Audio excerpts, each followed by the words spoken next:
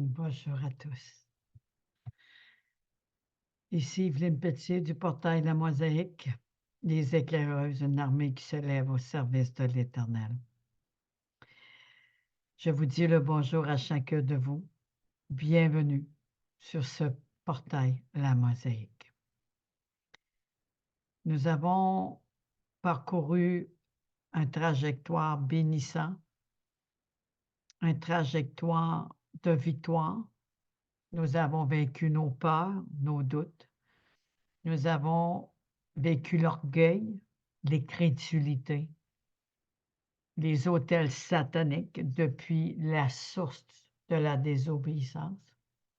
Pour nos familles de postérité en postérité, nous avons pris position.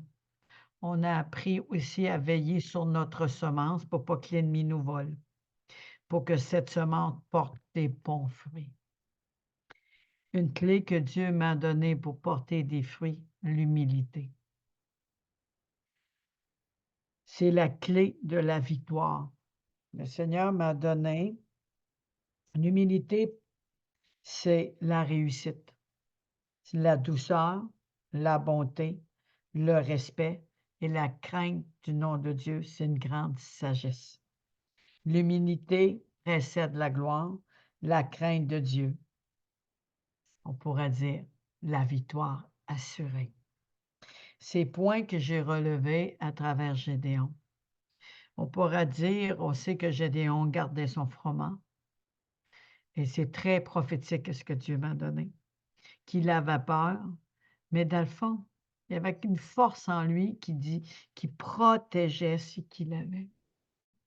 Et puis qui s'est dit, il n'y a personne qui va me voler, ça m'appartient.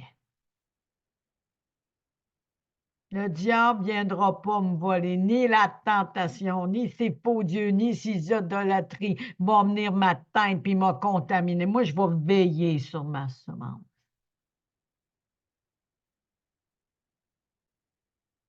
Et quand que le Seigneur est venu, puis qu'il a dit, vaillant héros, on pourra dire que c'est vraiment une autre manière de voir. Ça va parler à quelqu'un, j'en suis sûre, moi, ça m'a parlé. Je méditais, Seigneur, tu me mets l'humilité, mais comment je l'emmène? Comment j'emmène cette humilité? Ah, le Seigneur est tellement bon, il est tellement bon. Alléluia. Je vais lui mettre la bonne partie. Merci, mon Dieu. Gédéon, lorsque Dieu est arrivé, je l'emmène en introduction pour qu'on puisse se préparer. Rappelez-vous ce que Gédéon a dit quand il l'a appelé vaillant héros. Rappelez-vous ce qu'il a dit. Il a dit à Gédéon, vaillant héros, lève-toi. Et là, Gédéon, il dit, comment, vaillant héros? C'est une vérité pour lui. C'était pas pour s'abaisser. Pour lui, c'était une vérité. J'ai pas de victoire. Où j'ai été vainqueur, moi? Où j'ai triomphé? Ça virait à catastrophe. Je me suis fait voler, mais ma famille est pauvre, ma famille. Pour lui, là, il n'a pas de se condamner. Il disait une vérité. Humaine, mais une vérité. Mais quand il a reçu cette révélation, Gédéon, il s'est levé. Donc, il y avait une humilité de petitesse, pas petitesse pour se condamner. On ne parle pas de ça là. Ça, c'est l'accusateur qui fait ça. On parle de la petitesse de dire, voyons, Seigneur, regarde-moi. Comment tu peux m'appeler vaillant héros? Je garde ma petite semence précieusement, mais c'est tout ce que j'ai fait dans ma vie. Seigneur, tu es un grand Dieu.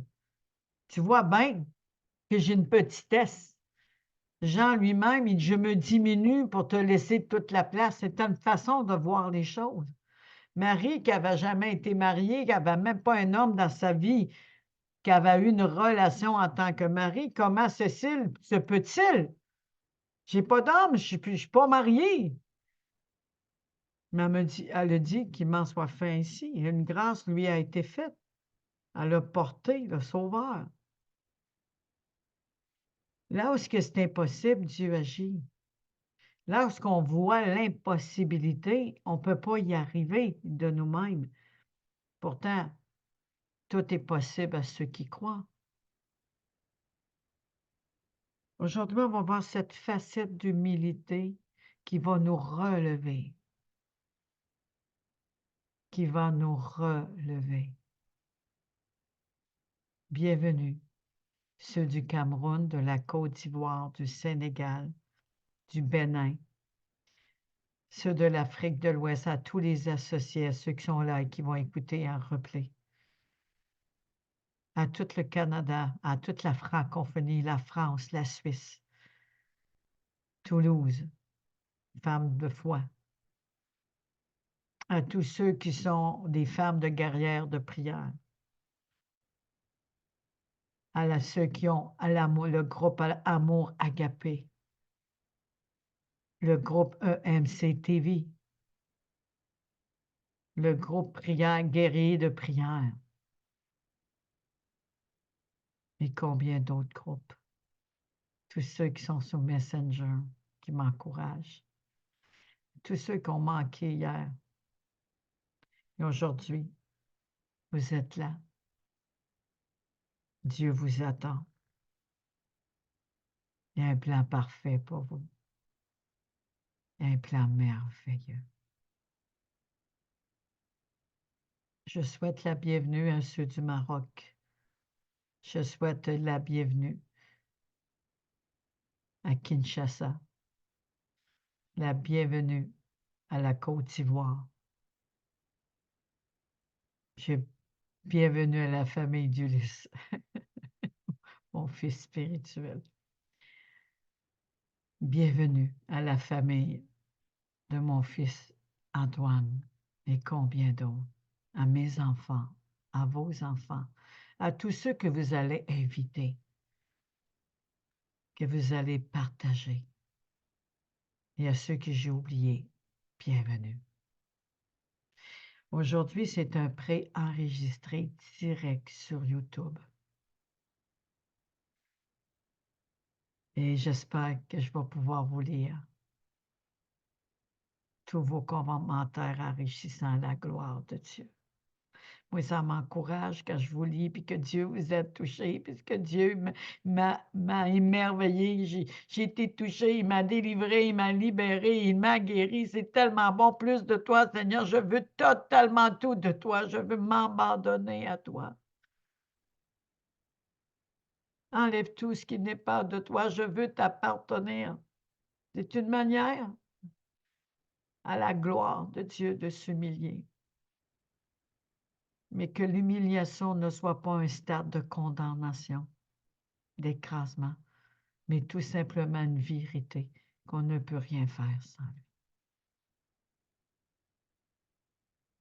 Je vais vous faire écouter une magnifique chanson. Gloire à Jésus.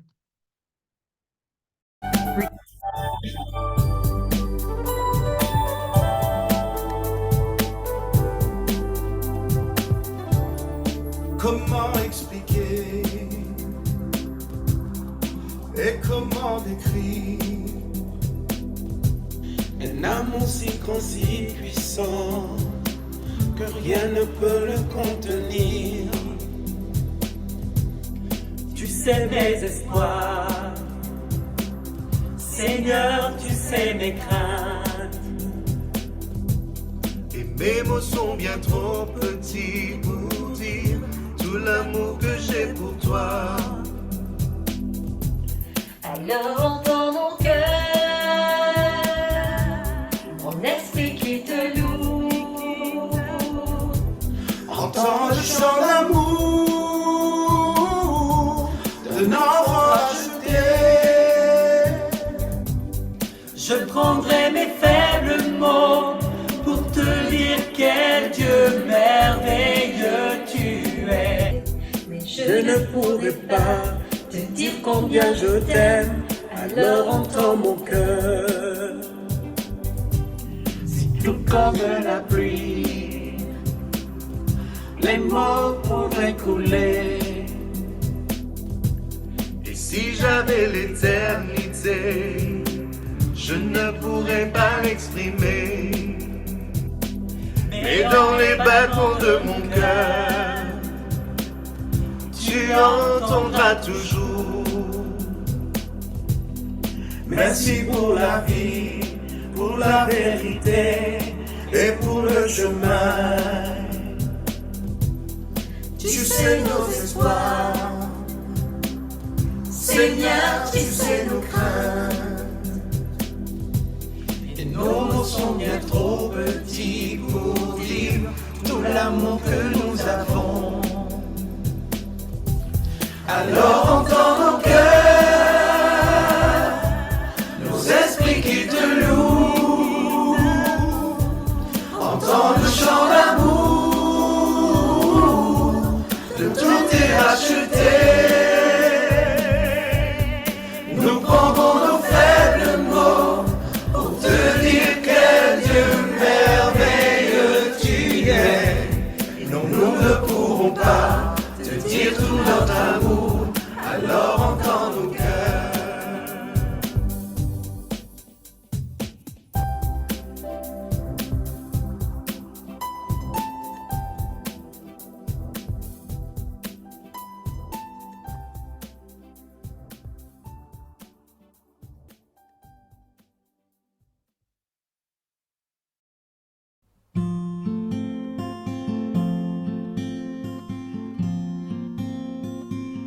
Je t'aime Seigneur,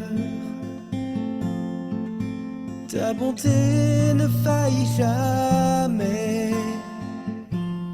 Tous les jours, tu me tiens dans tes mains. Dès que je me réveille, je chanterai de tout mon cœur ta bonté, Seigneur. Toute ma vie, tu as été bon. Toute ma vie, tu as été fidèle. Chaque souffle qui est en moi, je chanterai la bonté de Dieu. J'aime ta voix, me guidant à travers le feu. Dans les ténèbres, tu restes auprès de moi. Je te connais comme un père, ta parole me guide. Enfin je vis dans la bonté de Dieu. Toute ma vie, tu as été bon. Toute ma vie, tu as été fidèle. Chaque souffle qui est en moi, je chanterai la bonté de Dieu. Ta bonté m'envahit, renouvelle mon cœur. Ta bonté me révèle que l'amour est vainqueur.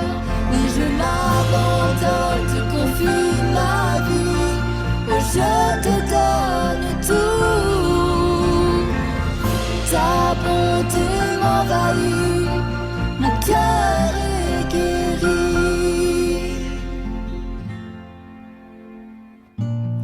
Toute ma vie, tu as été bon. Toute ma vie, tu as été fidèle. Chaque souffle qui est en moi, je chanterai la bonté de Dieu. chanterai la bonté de Dieu. On chantera la bonté de Dieu.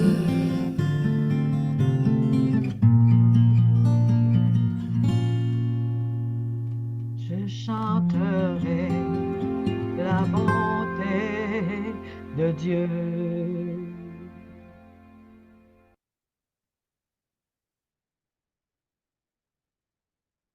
Quelle magnifique chanson. Nous chanterons la bonté de Dieu, de reconnaître sa bonté, de réaliser qu'il est fidèle, de donner notre cœur, notre vie pour lui appartenir, afin que nous ne contrôlons pas notre vie par nous-mêmes, mais le laisser régner.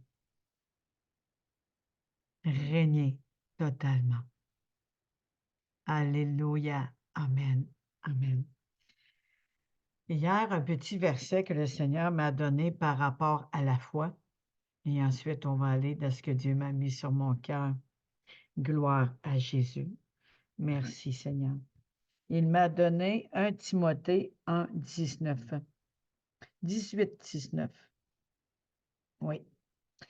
Le commandement que je t'adresse, Timothée, mon enfant, selon les prophéties faites précédemment à ton sujet, c'est que d'après elles, tu combattes le bon combat de la foi. En gardant la foi à une bonne conscience, c'est-à-dire mettre la foi en Dieu seul, car la foi vient de ce qu'on entend, de ce qu'on entend vient de la parole de Dieu. Elle ne vient pas d'une religion, ni d'un homme, ni de nos propres forces, ni de propre sagesse, mais marchons par l'Esprit de Dieu, afin que nous faisons la volonté de Dieu, car l'Esprit de Dieu ne fait pas ce que la chair fait. La chair ne fait pas ce que l'Esprit de Dieu fait. Donc, ils sont totalement, par l'épée de la parole, dissociés jusqu'à la moelle des os sont séparés. Donc, apprenons à avoir une bonne conscience. Pas une conscience impure de la tentation, de la colère, de la peur ou des faux dieux, comme Gédéon et plusieurs qui étaient dans les personnages de l'Ancien Testament. Ayons cette bonne conscience.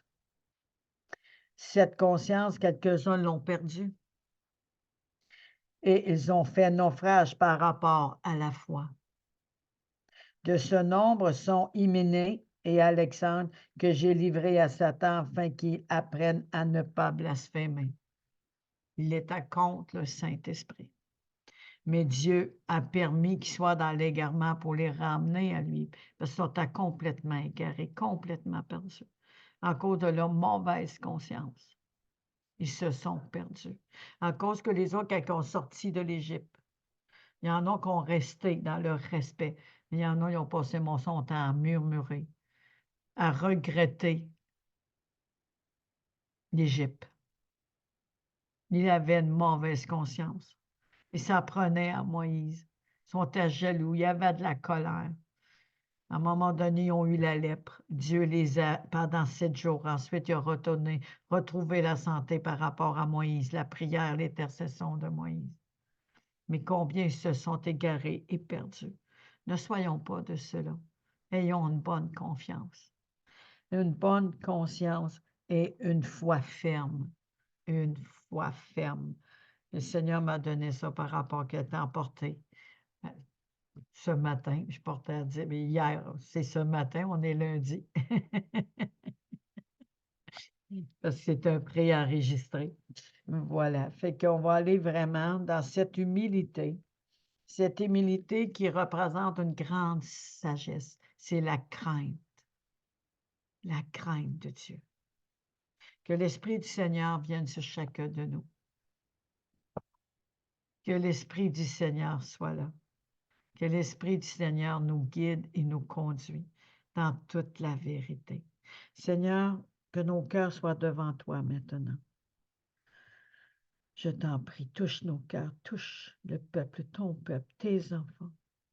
Nos entrailles puissent s'humilier, nos entrailles puissent reconnaître notre besoin de toi, puissent reconnaître si on a une mauvaise foi, des intentions de mauvaise foi, et si Nous te faisons totalement confiance. J'ai besoin de toi, Père. J'ai besoin que tu touches tes enfants, ton peuple. Je t'en prie. Jésus lui-même s'est humilié jusqu'à la mort, en prenant la forme d'un homme, lui qui vivait dans la gloire, s'est fait pauvre pour nous. Lui qui était sans faille, sans péché, sans souillure, qui t'a obéi à la lettre, qui était vraiment la représentation de toi, Dieu puissant, s'est humilié pour nous. Il s'est humilié jusqu'à la mort en devenant un homme. Apprends-nous à s'humilier. Apprends-nous, Seigneur, viens nous abaisser là où on s'est élevé. Viens nous abaisser là où on a eu de l'orgueil, là où on a marché par nos propres forces pour notre réussite, là où on a agi, Seigneur, dans nos projets par nos propres capacités. Comme tu as abaissé Gédéon. Seigneur, nous sommes devant toi et on s'attend à toi. Là, Gédéon, il attend la voix de Dieu. L'Éternel se tournant vers lui et dit, va avec cette force que tu as et délivre Israël de la main de mendiant. Gédéon ne comprenait pas ce qui se passait. Vraiment pas. Mais il marchait dans la vérité, dans l'humilité. Et pour lui, c'était impossible qu'il puisse s'en sortir. Pour lui, c'était impossible qu'il puisse être appelé vaillant héros. Mais le Seigneur l'a appelé vaillant héros. Gloire, Seigneur, à toi, mon Dieu, mon roi. Alors Gédéon, il est devant Dieu, puis il s'humilie. Comment je peux délivrer Israël? Voici ma famille est la plus pauvre à Manassé, et je suis le plus petit dans la maison de mon père. C'était une vérité pour lui. Yveline était une famille de cultivateurs. Ils ont bûché pour arriver, pour travailler. Mais l'alcool est venu. La violence est venue. Le contrôle, la jalousie, l'infidélité.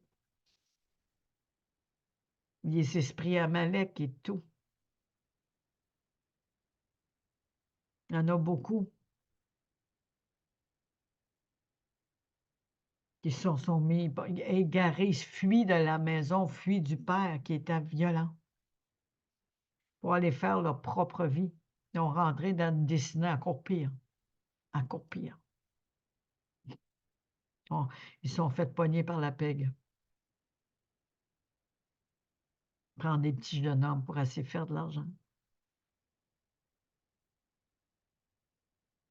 Il y a des fois, on va prendre des solutions en pensant de bien faire, mais on se cale encore plus. Mais Dieu est bon. Dieu est bon. Moi, quand j'ai rencontré le père de mes enfants, moi, je l'aimais, mais je n'ai pas réfléchi. Parce que c'est qu'est-ce qu'il dégageait. Mais dans son cœur, il n'y avait que froideur. Il y avait que des choses impures. Je n'ai pas pris le temps de le connaître. Mais j'ai voulu tenir tête à mon père. Je l'ai confessé au Seigneur que c'est de ma faute. Je ne me suis pas humiliée. Je n'ai pas respecté mon père. Je ne suis pas fière de moi. Mon père avait raison. Je n'ai pas su l'écouter. C'est sûr, on se dit, s'il m'aurait parlé et expliqué avec amour, ça aurait eu un autre résultat. J'étais quand même responsable de ma décision, même si mon père était dur verbalement et qu'il faisait du mal à ma mère avec des paroles amères. Je me suis mariée avec. Mais quand les fêtes ont arrivé avant le mariage, moi, je voulais passer Noël avec lui, avec ma famille, et au jour de l'an avec le copain, et que mon père il est vraiment arrivé raide, l'orgueil. Tu ne viendras pas me donner des ordres, je fais ce que je veux. La gaffe de ma vie. C'est certainement pas un mariage voulu de Dieu parce que Dieu t'a pas là-dedans. C'est pas lui qui avait choisi. C'est pas lui. C'est vraiment, je me suis laissée contrôlée par des mauvais esprits, mais j'étais ignorante. Je n'avais pas Jésus dans mon cœur à rien. Je ne veux pas en prendre une excuse, mais c'est quand même vrai.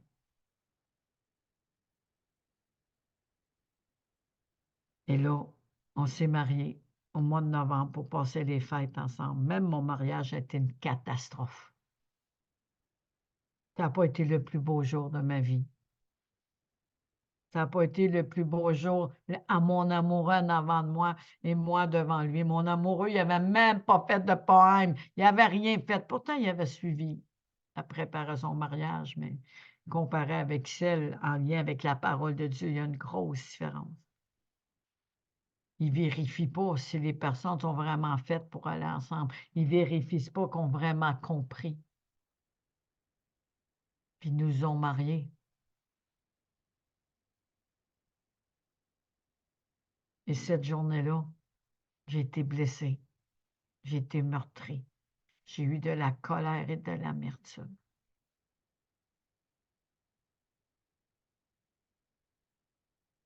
Alors que j'ai donné ma vie à Jésus, Seigneur, que ton pardon, je te demande pardon pour tous les hommes, pour toutes les femmes, Seigneur, qui n'ont pas cherché ta face pour l'homme de leur vie ou la femme de leur vie, mais qui ont suivi la chair, qui ont suivi la tentation, qui ont suivi le charnel, qui ont suivi, Seigneur, leur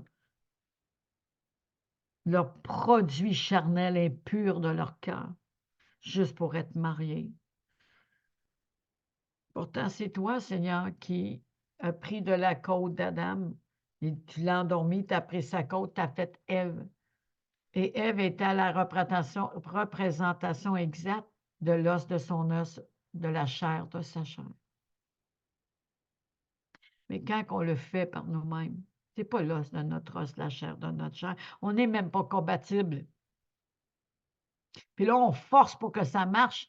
C'est comme si on prendrait la côte pour la frotte, pour la lime, pour que ça s'ajuste. Non. C'est pas nous qu'il faut qu'il transforme là. C'est Dieu. Mais si on n'a pas Jésus dans notre cœur, on ne peut pas être à l'image de Dieu. Si on n'a pas Jésus, son esprit en nous, comment qu'on peut être transformé puis sauver notre couple? Comment je me suis battue pour sauver mon couple? Je m'endormais presque pas de la nuit. J'aurais voulu qu'on passe des temps ensemble, intimement, faire regarder les enfants, prendre un souper, un amoureux, aller dans un motel. Monsieur allait boire. Il allait boire, il allait creuser. Je ris aujourd'hui, mais dans ce temps-là, je riais pas. Eh mon Dieu, j'avais envie de... Je lui ai pardonné, je lui ai pardonné. Il amenait toutes sortes de cochonneries. Après, moi, je faisais une relation avec. Devinez ce que j'attrapais. C'est pas... Je le pardonne, je le condamne pas. Fait, s'il vous plaît, ceux qui écoutent, on ne le condamne pas. Il a besoin de Dieu. Il a besoin de Dieu. Il a besoin. C'est à moi. Je suis responsable de mon choix. C'est à moi à réaliser que c'était pas le mari qu'il me fallait. J'avais une destinée, une belle destinée. Mais je n'ai pas choisi la bonne porte, si on peut dire. Mais Gédéon, son père avait préparé et préféré les faux dieux, les idolâtries, tout ce qui était Amalek, tout ce qui était des dieux Baal, Moab. Et là, il s'est éloigné de Dieu. Pendant ce temps-là, leur propre famille dans la pauvreté. Aucune victoire. Rien prouvait qu'Israël était vainqueur. Gédéon décide de garder son petit froment, puis ici, je vais me battre pour ça, moi le garder. C'est la seule chose qui me reste. Il s'est humilié à baisser pour dire, je vais m'occuper de ça. Mon père m'a abandonné pour des dieux, mais ma famille est foutue. Il n'y a plus rien à retirer. Donc, moi, je garde ça. C'est une manière d'être abaissé. Et Dieu a vu son cœur, que Gédéon s'est abaissé. Il a vu son cœur. Il aurait pu dire, ma famille a fait des niaiseries, puis c'est à cause de mon père que je suis mal pris. C'est à cause de ma mère que j'ai cette vie. Non, c'est pas ça qu'il a dit. J'ai été rejeté, c'est pour ça que je suis mal. Non, c'est pas ça qu'il a dit. On entend beaucoup des personnes dire ça. On a la responsabilité de prendre une décision pour que notre vie change avec l'aide de Dieu. Ma famille est plus pauvre en Manassé et je suis le plus petit dans la maison de mon père. L'Éternel lui dit, mais je serai avec toi et tu battras un mendiant comme un seul homme. Gédéon lui dit, si j'ai trouvé grâce à tes yeux, donne-moi un signe pour montrer que c'est toi qui me parles. Tu sais, il voulait bien. Il y a quelque chose qu'il voulait. Mais il s'est dit à lui-même, voyons, Seigneur, comment ceci me pourrait-il? Montre-moi si tu es là. Montre-moi c'est toi qui me parles. Et après, je vais croire. Mais sa foi le prit un rude coup. Un rude coup. Son petit fromage, son orge, c'était de l'orge. Il gardait ce l'orge qui représente les richesses du monde. Il l'a gardé précieusement. Puis il s'est dit, au moins, si je peux me nourrir avec ça, avec les grains. Si je peux me nourrir avec ce que j'ai dans les mains. Si je peux emmener quelque chose, un rêve qui va se réaliser. Il l'a gardé. Et le Seigneur a vu son rêve, a vu ses désirs. Il est venu voir Gédéon. Il n'a pas dit le raté, sors de ta cave. Il dit, lève-toi, vaillant héros. C'est moi qui t'envoie. Vas-y comme un seul homme. Moi que j'avais des tests, puis je manquais mes tests, puis je n'avais pas passé. Mes frères aussi, vous êtes des ratés. Combien d'enfants ont été traités comme ça? Puis les autres essaient de travailler le plus possible, mais ils ne voyaient pas qu'il y avait un handicap. Ils ne voyaient pas qu'il avait besoin d'aide pour ses leçons, faire ses devoirs. Même le professeur, la maîtresse d'école était violente. Taper avec une règle. Aujourd'hui, c'est plus comme ça, en tout cas, j'espère.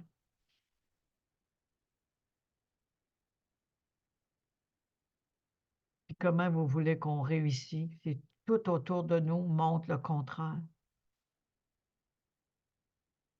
Aujourd'hui, ce que je veux, ce que Dieu veut, recevez votre délivrance. Et comme cette chanson dit, je suis guéri.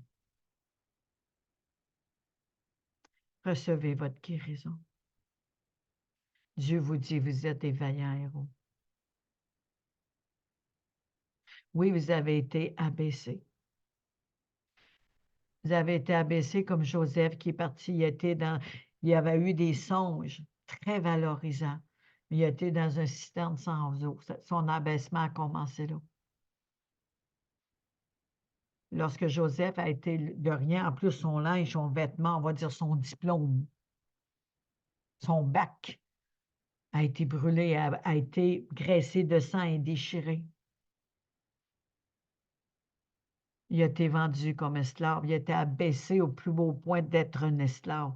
Et que ça ne suffisait pas, il a été accusé qu'il voulait violer la femme de Pharaon, alors qu'on sait que c'est faux. Elle a fait quoi? Rester avec le vêtement. Il a été humilié dans son amour-propre, dans tout son être, pour se ramasser à prison.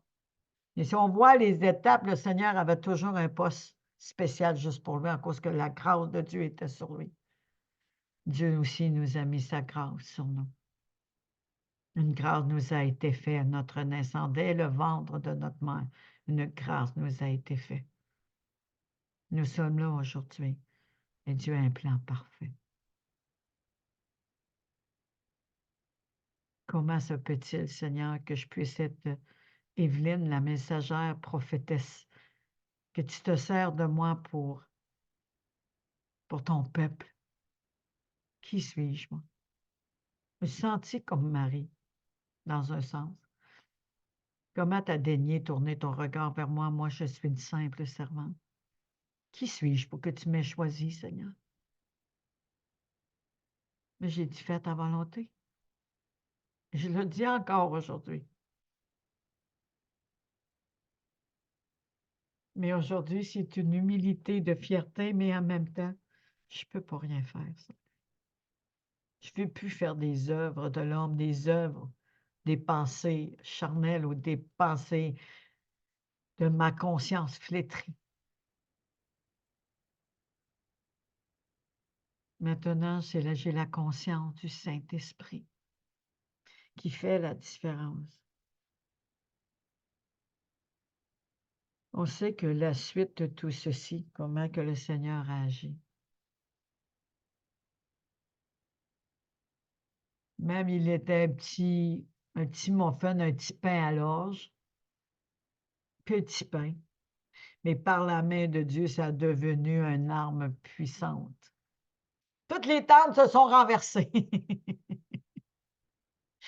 On pense à David, une pierre, à Raymond, un petit front avec un grand géant, avec la main de Dieu.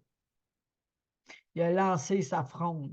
Mais c'est Dieu qui faisait avec une petite pierre, plate, polie, très plate, bien travaillée, polie avec l'eau de la parole. Polie. Et là, il part, puis il fait « Paf! » Goliath tomberait de mort. Il prend l'épée de la parole, l'épée de Goliath qui dit « Quand vous frappez par l'épée, on répondra par l'épée. » Il en a parlé à Pierre.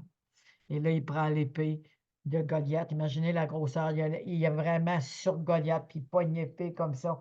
Mais c'est Dieu qui a l'épée dans les mains. Puis là, il fait coupe la tête à Goliath. L'épée de la parole, elle est puissante si vous savez vous en servir avec sagesse et que vous laissez Dieu vous entraîner. Le meilleur entraînement pour augmenter la foi, c'est l'adoration, la louange, la prière et l'honneur à Dieu. Comme Jean dit, je me diminue pour lui laisser toute la place. On va aller dans Éphésiens 3, 20, 21. Éphésiens 3, 20, 21.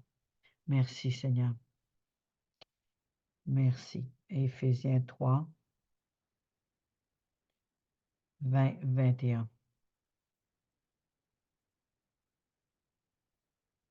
Éphésiens 3, 20 et 21 pour... oui, c'est ça. Dieu agit en nous avec puissance.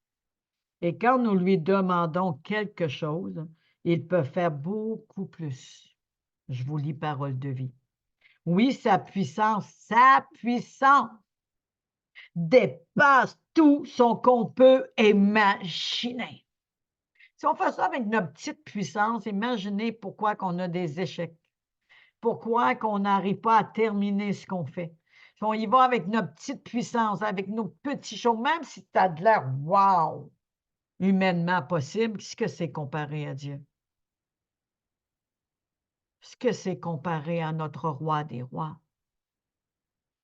La même puissance qui habite en nous a ressuscité Jésus d'entre les morts. Ce que c'est le pouvoir de l'argent ou d'une religion ou d'un gouvernement de ce monde. Élevons le nom de Jésus. Chacun de nous sur cette terre sans Christ, ils sont perdus. Comment qu'il y aura toutes les richesses, qu'il y aura tous les pouvoirs, sans Christ, ils sont perdus. Sans Jésus dans leur cœur, ils sont perdus. Il faut évoquer son nom. Il n'y a rien qui peut détrôner Dieu, quelles que soient les menaces ou les guerres ou quoi que ce soit. Moi, ce qui me déchire le cœur, c'est que des chrétiens se battent. Quels chrétiens? On parle de 2 camps différents. Puis Dieu, au début, il voulait qu'il soit vraiment avec lui. Par la belle Agar qui a demandé pardon à Sarah, il a ouvert la porte pour qu'il puisse avoir ce cœur à travers Abraham. Mais Ésaü en a fait un camp. Et là, il y a eu les religions de l'homme. Je ne peux pas nommer les religions, j'ai quand même un respect. La religion de l'homme qui est arrivée. Et ces autres qui ont pris le pouvoir. Et là, ceux qui ont Christ dans leur cœur vivent des persécutions. Pas toutes, c'est pas toutes comme ça. C'est certains camps. Et si on ne refuse pas notre foi, on ne la refuse pas, bien, ils se font maltraiter. Même les enfants se font maltraiter. Et là, les personnes, ils en veulent à Dieu parce qu'il y en a qui meurent, mais ils ne peuvent pas renier leur foi. Ils ne peuvent pas.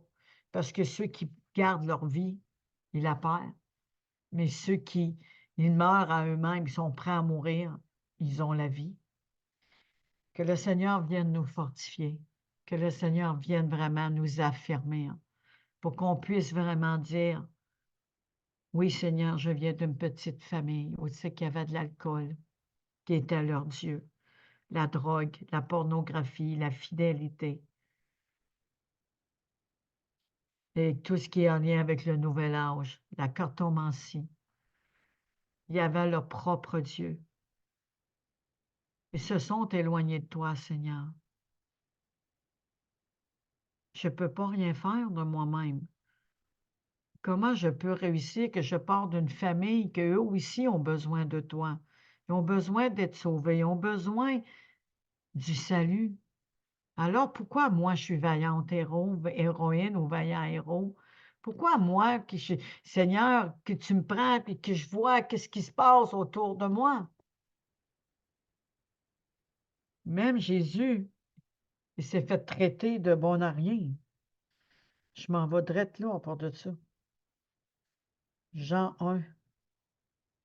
Même Jésus s'est fait traiter de bon à rien. Imaginez-vous. Ah, Seigneur, gloire à Jésus.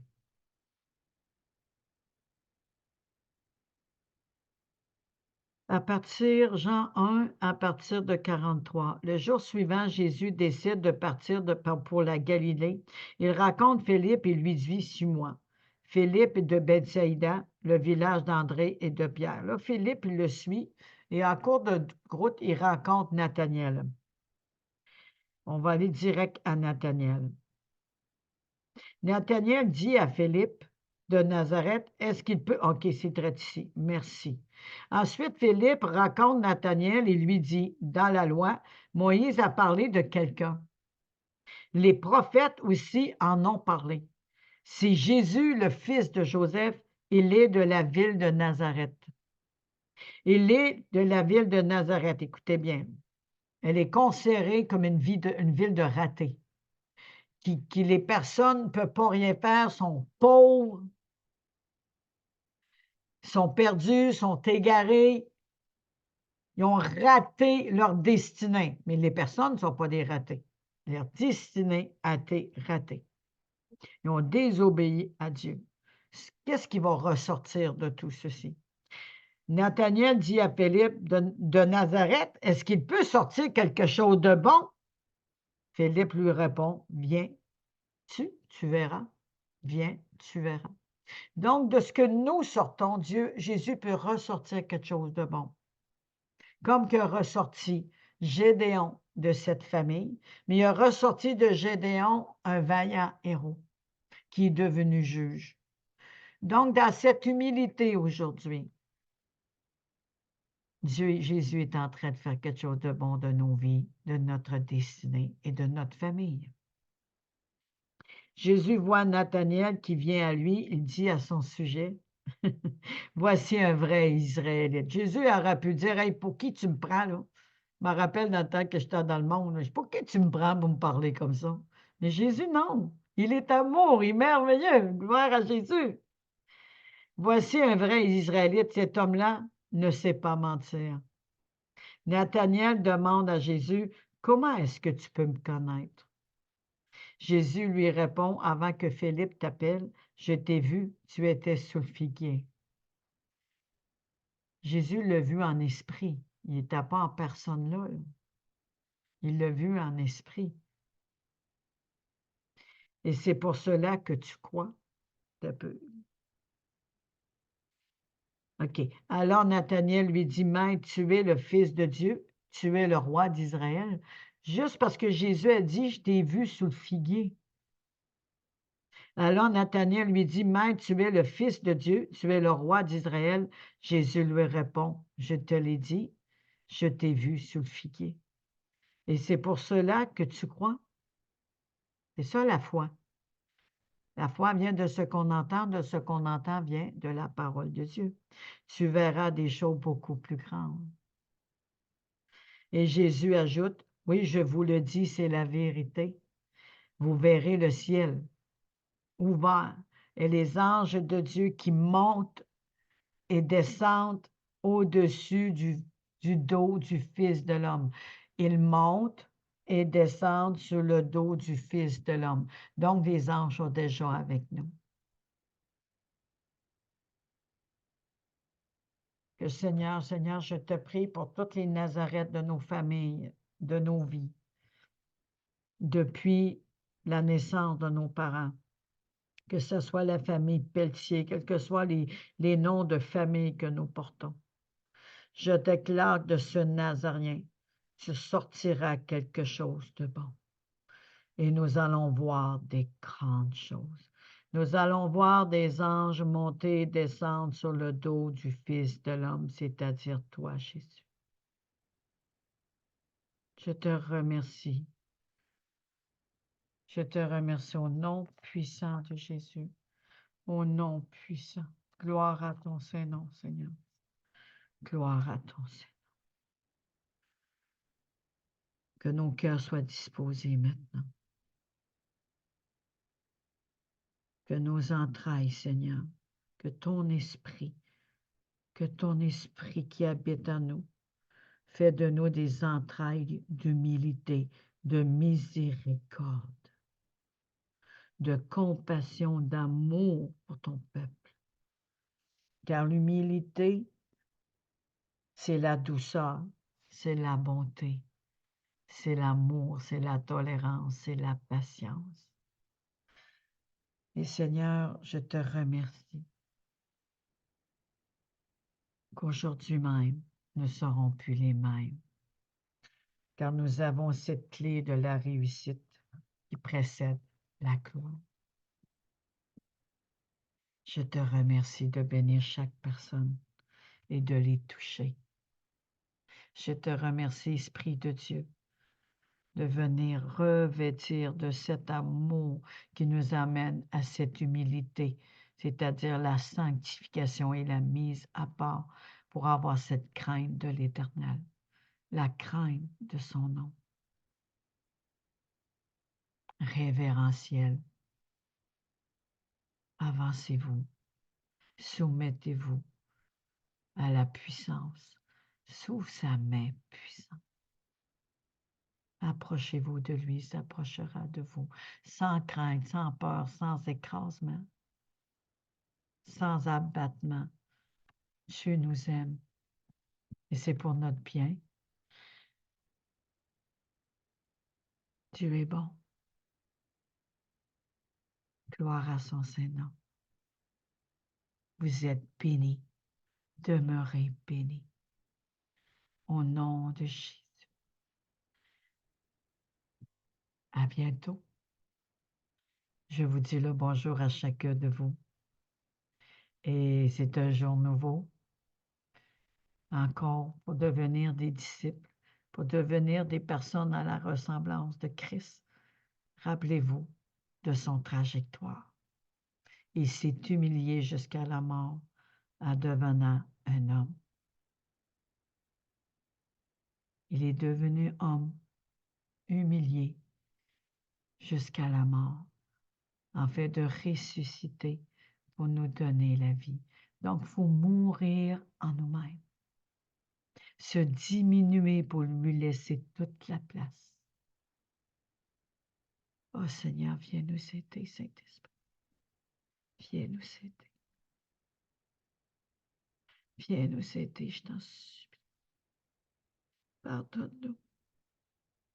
Pardonne-moi.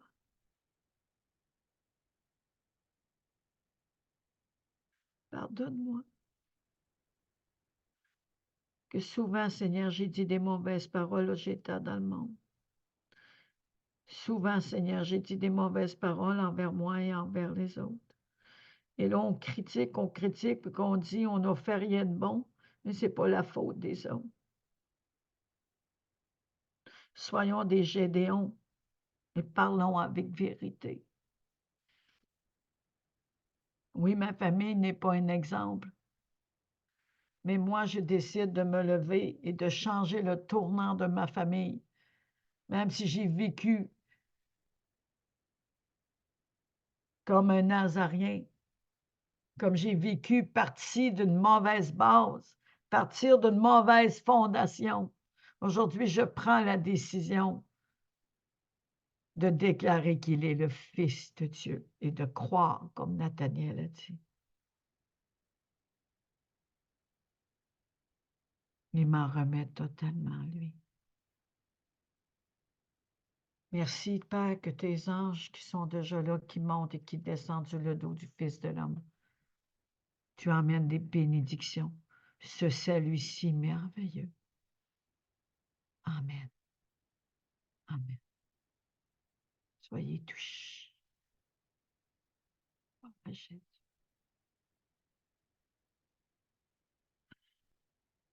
Donc, ce préenregistré va avoir une suite. On s'en vient vraiment de plus en plus profond pour que Jésus prenne toute la place, qu'on soit rempli de toute sa vie pour vivre cette Pentecôte. À bientôt.